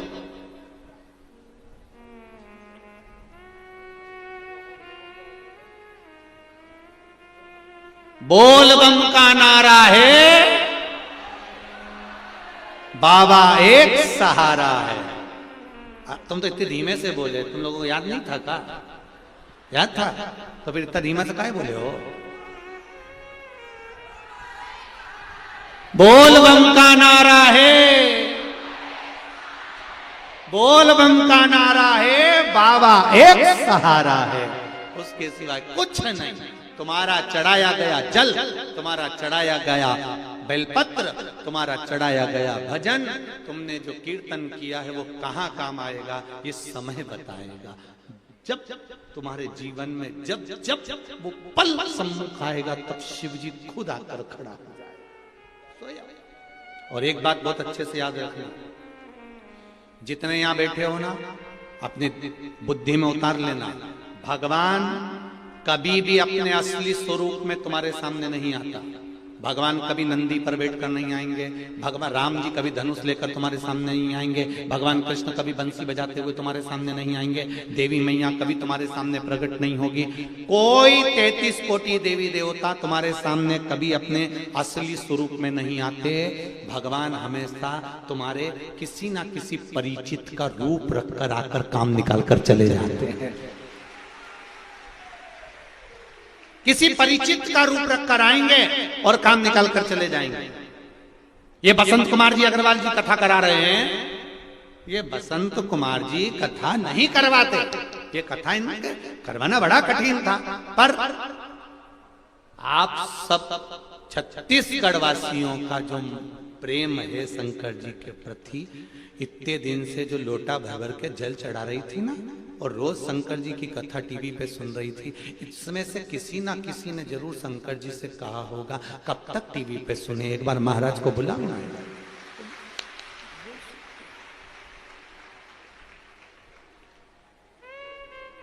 बुद्धि बदली, कथा हुई, महाराज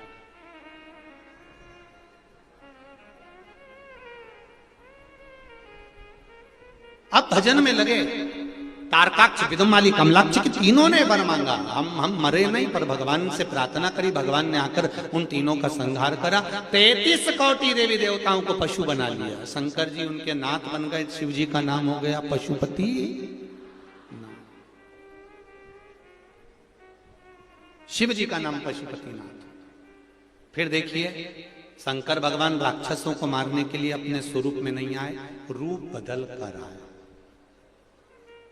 कई लोग कहते हैं, हम भगवान से प्रार्थना करते हैं कि शंकर जी दर्शन दो, शंकर जी दर्शन दो, शंकर जी दर्शन दो। शंकर जी तो आते ही नहीं है। समझो,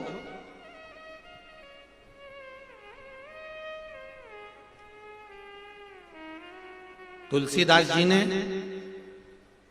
गोस्वामी जी ने एक चौपाई लिखी, सिया राम मैं सब जग जाने, करो प्रणाम जोर जुग, सब में राम देखो। तुलसीदास जी ने चौपाई लिखी। चौपाई लिखकर तुलसी बाबा उठे, उठकर जाने लगे। इतने में एक बच्चा दौड़ कर आया। बच्चे ने कहा, बाबा उधर मत जाना, सामने से एक बेल आ रहा है, एक नंदी आ रहा है, बहुत दौड़ता दौड़ता आ रहा है। बाबा आप उधर मत जाना, वो आपको मार देगा। तुलसीदास जी ने लिखा, बेटा मैंने अभी चौपाई लिखी है कि सिया राम मैं सब जग जाने, करो प्रणाम जोर जुग पानी। सब में राम देखता हूं मैं, सब में राम समाया है, बेल में भी राम है, इसलिए मुझे बेल नहीं मारेगा। तुलसीदास जी वहां से चल दिए, आगे बढ़ गए। बढ़ते ही सामने से बेल आया। बेल ने तुलसीदास जी को सींग पर उठाया, पटक दिया और पांव रख के चला गया। तुलसीदास जी वापिस घाट पर आए। उन्होंने रामायण खोली, कलम निकाली और चौपाई काटने वाले थे। इतने में हनुमान जी आकर खड़े हो गए। हनुमान जी ने पूछा, तुलसीदास जी क्या कर रहे हो? चौपाई काट रहा हूं। कौन सी? सिया राम मैं सब जग जाने, करो प्रणाम जोर जुग पानी। मैंने सब में राम देखा था, बेल में भी मैंने राम देखा था, तो बेल ने मुझे क्यों मारा? इसलिए मुझे ये चौपाई काटनी। हनुमान जी ने कहा, तुमने बेल में राम देखा, वो छोटा सा बच्चा तुम्हारे पास आकर बोला था कि उधर मत जा, उसमें राम नहीं दिखा।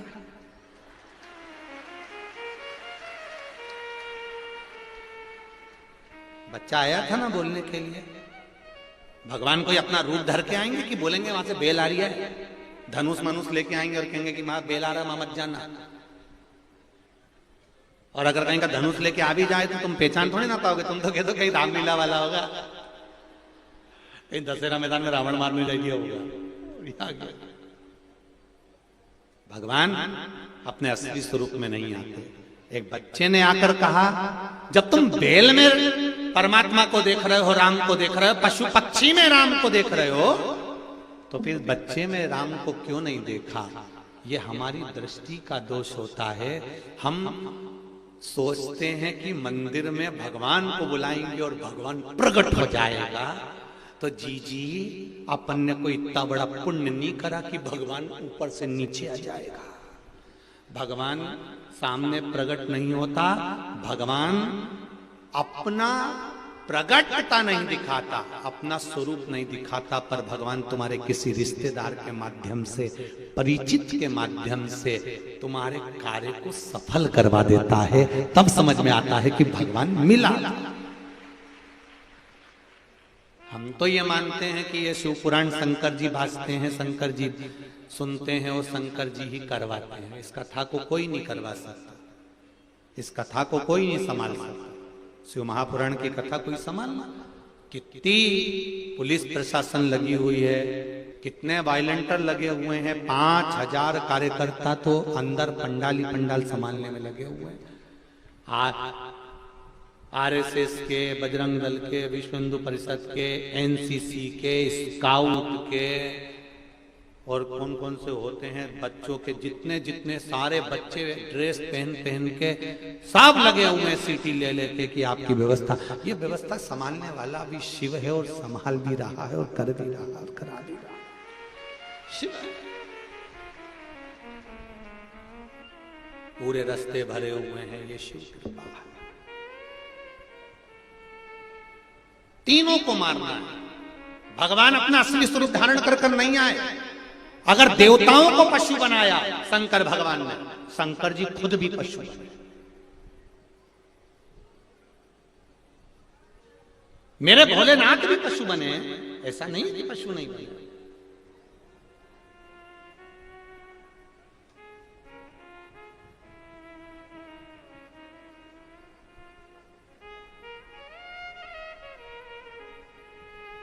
पीछे पत्र पड़े हुए हैं, उसमें एक पत्र कल था, किसी ने लिखा था कि आप बताते हो सफेद आंकड़े की जड़ का प्रयोग करो तो संतान की प्राप्ति होती है। हमारी गाय को भी 6 साल से बच्चा नहीं हो रहा था। पीछे पत्र पड़ा और मेरा कार्यकर्ताओं से निवेदन है वो कल पत्र छाट के रखना, उनको दिखा देंगे। हमारी गाय को भी 6 साल से बच्चा नहीं हो रहा था, फिर हमने भी सफेद आंकड़े की जड़ ओके भी बांधा। और भगवान की ऐसी कृपा हुई कि गाय भी गर्भवती हो गई, ओके छोरी का जन्म भी हो गया, बछड़ी हुई। बधाई छत्तीसगढ़ वालों को, खूब बधाई। तुम प्रैक्टिकल बहुत जोरदार करते हो, प्रैक्टिकल में नंबर वाला है। बता हमारी गाय को भी बछड़ी हो गई, भगवान की कृपा हो गई।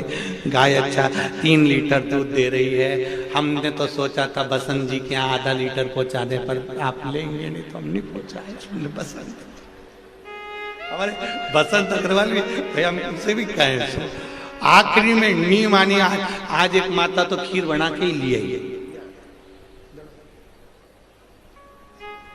शिव कृपा, शंकर कृपा। अब वो सबका है। मेरा महादेव किसी, ये मत सोचना कि केवल मनुष्य का, जल चर, थल चर, वायु चर, जितने भी जीव होते हैं, पशु पक्षी जानवर, जितने भी जीव, सबका। शिव जी के पास में नंदी भी है, शिव जी के पास में शेर भी है, शिव जी के पास में सांप भी है, शिव जी के पास में चूहा भी है, शिव जी के पास में मोर भी है, शिव जी के पास डमरू भी है, शिव जी के पास त्रिशूल भी है, शंकर भगवान के पास सब कुछ है।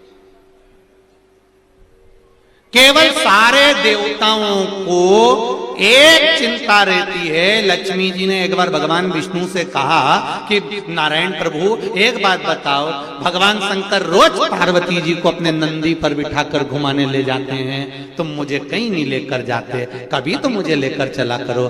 भगवान विष्णु ने कहा अच्छा चल, मैं तुझे अब भी ले चलता हूँ। लक्ष्मी जी तैयार होने गई, लौट के आई, जब तक खिड़की दरवाजे सब बंद करे, बंद करके बैकुंठ के द्वार आने लगी, तब तक तो रात हो गई। लक्ष्मी जी ने कब तो रात हो गई, भगवान बोले तो फिर अब कल चलेंगे। एक बात तो बताओ स्वामी, भगवान बोले क्या?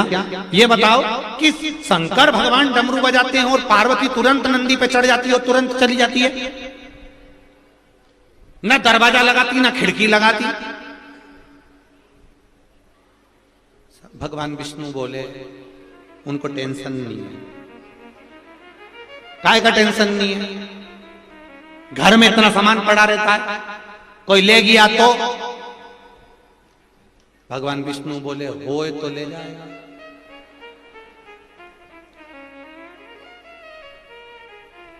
तो जाते समय कम से कम ध्यान तो रखना चाहिए दरवाजा। भगवान बोले दरवाजा लगाने की जरूरत ही नहीं है। जब शिव जी पार्वती को नंदी पर बिठा कर ले जाते हैं, उनके गले में सांप नहीं रहता, तू रोज देखना। लक्ष्मी जी ने पूछा, हाँ मैंने भी देखा उनके गले में सांप नहीं रहता घूमते समय। कई कई चतुर लोग होते हैं, पत्नी को घुमाने ले जाते हैं तो ड्राइवर को नहीं ले जाते हैं। शिव जी पार्वती जी को लेकर जाते, सांप को नहीं ले जाते। प्रभु वो सांप कहां रहता है? कहीं नहीं। तेरे प्रश्न का उत्तर है, वो एक भी दरवाजा बंद करके नहीं जाते, सांप को दरवाजे पे छोड़ जाते। तेरे दादा में दम हो तो अंदर घुस के बता दे। आ जा बेटा, दरवाजा बैठा। शिव उदार है, वो सबका है, इसलिए उसका नाम पशुपति नाथ है। वो पशुओं का भी है, पक्षियों का भी है, जलचर में भी है, थलचर में भी है। उसने पक्षी का भी रूप धारण करा है, उसका नाम सरंभेश्वर महादेव भी है। वो नंदी का रूप धारण करा है, उसका नाम नंदीश्वर महादेव भी है।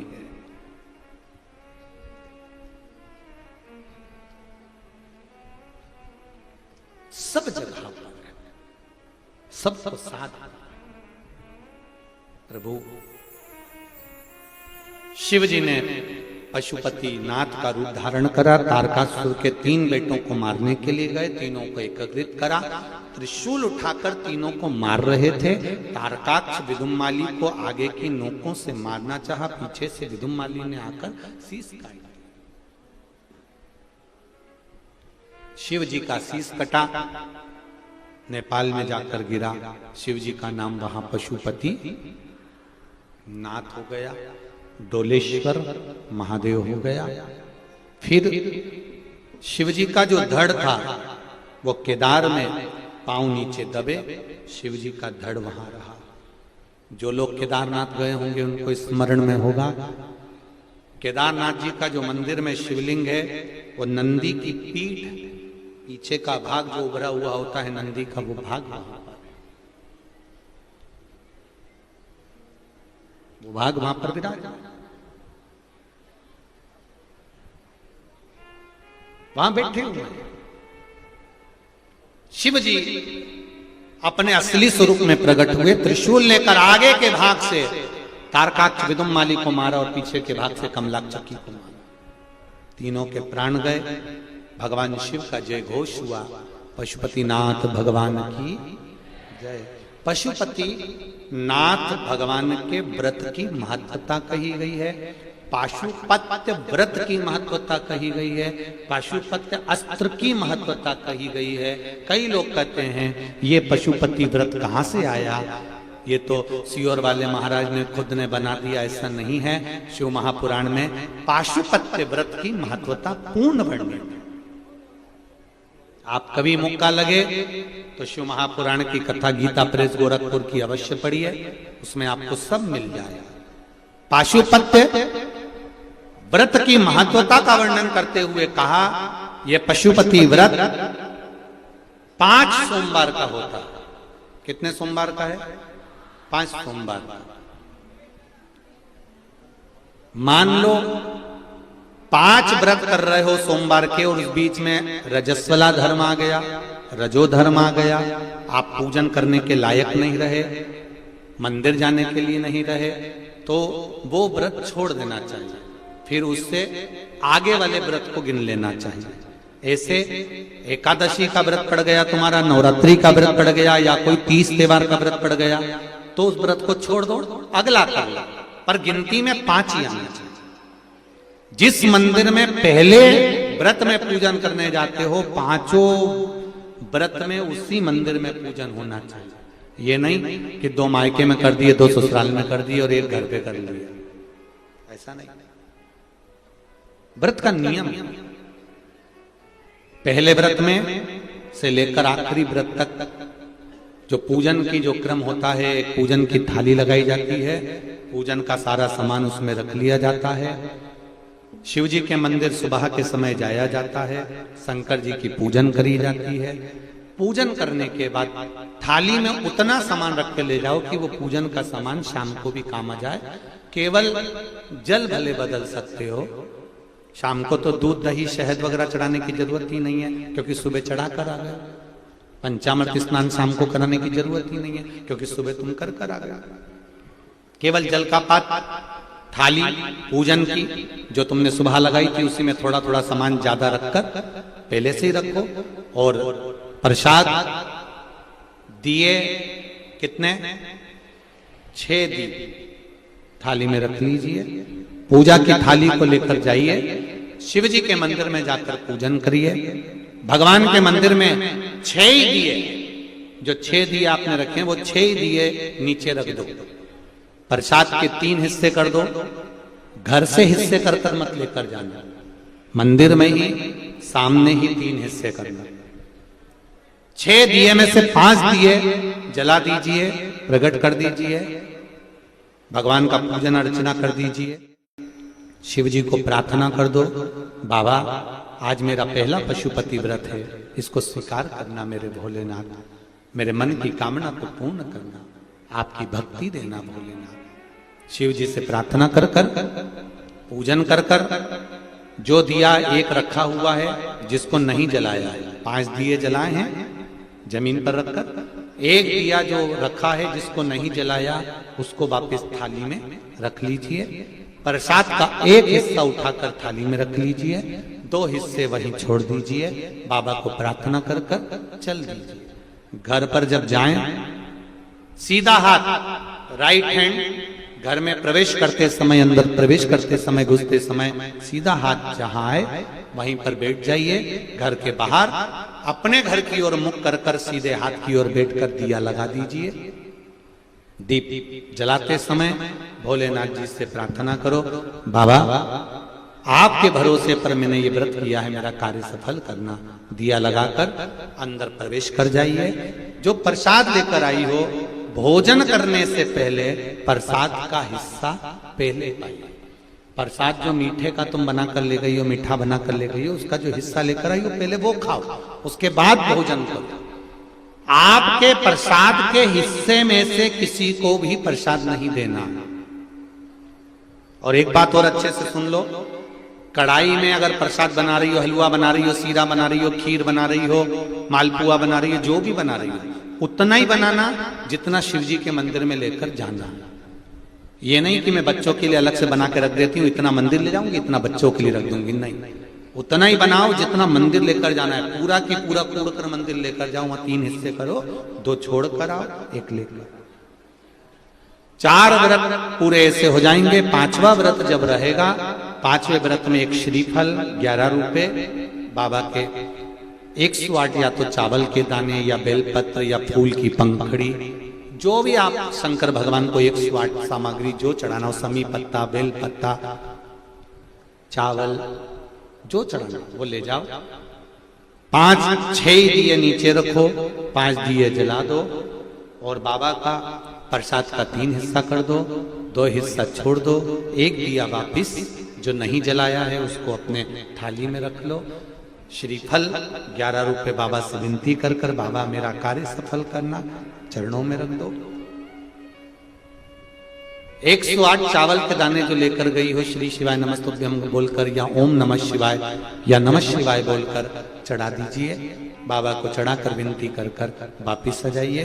दिया अपने दरवाजे पर लगा दीजिए, घर में प्रवेश कर दीजिए। भोजन करने से पहले जो मीठे का प्रसाद है वो खा लीजिए। इस व्रत में एक समय आप फलार भी कर सकते हो, भोजन भी कर सकते हो। एक समय का आपको बस भोजन एक टाइम का है। भोजन कब करना है? जब आप प्रसाद खा लेंगे तब भोजन करना। फलाहार कर लो। जरूरी नहीं है कि दिन भर आपको मीठा ही खाना, आप अपना फलाहार कर सकते हो, फलाहार कर सकते हो। प्रेम से व्रत करो, ये पशुपति व्रत है। 5 व्रत जब पूर्ण होते हैं, और आप में से कई माताओं ने करे होंगे, किस किसने करे जरा हाथ उठाइए। वाह वाह, बहुत बहुत लोगों ने करे। रखिए रखिए, श्री शिवाय नमस्ते, रखिए। अच्छी बात है, करना चाहिए। ये पशुपति व्रत है, जीवन का आनंद देने वाला भगवान की अभिदल भक्ति। मैंने तेरे ही भरोसे, ओ बाबा तेरे ही भरोसे, हवा बिच उड़ती जवानी, बाबा डोर हथो छठी में कटी जवानी। हृदय से करिए, हर पल हर घड़ी हर क्षण शिव का स्मरण करिए। आएगा मेरा शिव, ये निश्चित है। सफलता मिलेगी, ये निश्चित है। बस अपने कर्म को करते रहना।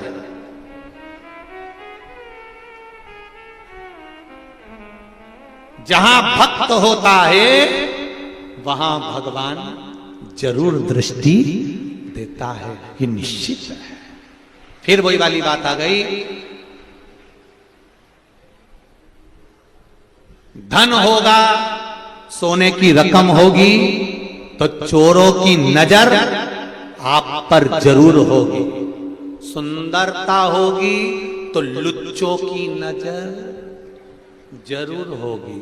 और अगर हृदय में शंकर भगवान के प्रति भक्ति होगी तो शिव की नजर जरूर, ये निश्चित। इसको कोई टाल नहीं सकता, ये निश्चित था।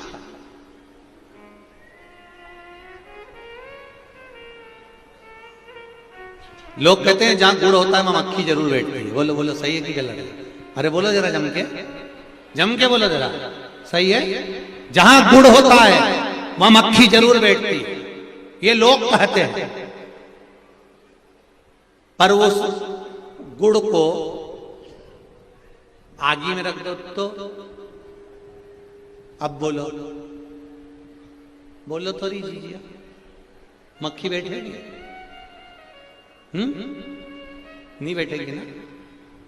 गुड़ ऐसा ही रखा हुआ है ना, तो मक्खी बैठेगी। और वो गुड़ आगी पर ले जाकर रख दिया, कंडे पर ले जाकर रख दिया, गोबरी पर ले जाकर जलती हुई अग्नि पर गुड़ को रख दिया, तो मक्खी नहीं बैठती है। उसी तरह जहां भक्त बैठता है वहां शिव जरूर देखता है। पर भक्त अगर अहंकार में बैठता है तो फिर शिव नहीं देखता, ये निश्चित है। इसलिए कहा ऐसी सुबह नाए ऐसी शाम, ऐसी सुबह आए न ऐसी शाम, ऐसी सुबह न आए, आए न ऐसी शाम, ऐसी सुबह न आए, आए न ऐसी शाम, जिस दिन जुबां पे मेरी, जिस दिन जुबां पे मेरी आए न शिव का नाम, ऐसी सुबह न आए, आए न ऐसी शाम, ऐसी सुबह न आए, आए न ऐसी शाम, जिस दिन जुबां पे मेरी, जिस दिन जुबां पे मेरी आए न शिव का नाम, ऐसी सुबह न आए, आए न ऐसी शाम।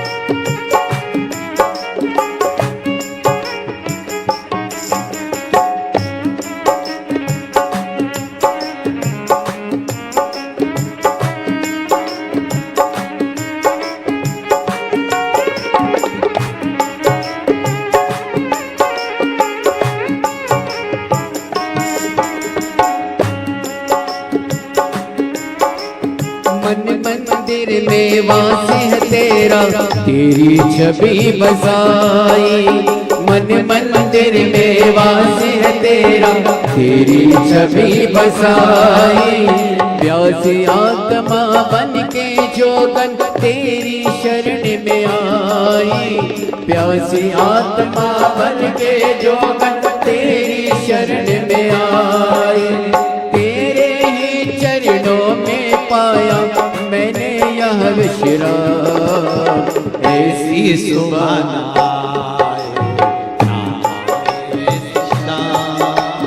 ऐसी सुबह आए ना ऐसी शाम, जिस दिन जुबां पे मेरी, जिस दिन जुबां पे मेरी आए न शिव का नाम, ऐसी सुबह न आए न शिव का नाम।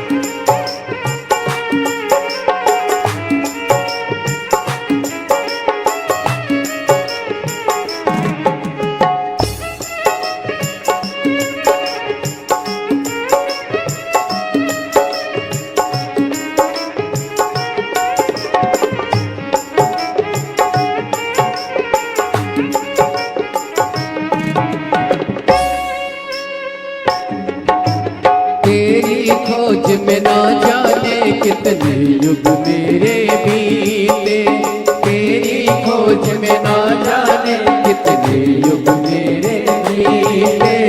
अंत काम क्रोध मद हारे, हे भोले तुम जीते, अंत काम क्रोध मद हारे, हे भोले तुम जीते। मुक्ति किया तूने प्रभु मुझको लाख लाख प्रणाम, ऐसी सुबह न आए, आए न ऐसी शाम, ऐसी सुबह न आए, आए न ऐसी शाम। जिस दिन जुबां पे मेरी, जिस दिन जुबां पे मेरी आए न शिव का नाम, ऐसी सुबह न आए, आए न शिव का नाम, ऐसी सुबह न आए, आए न शिव का नाम।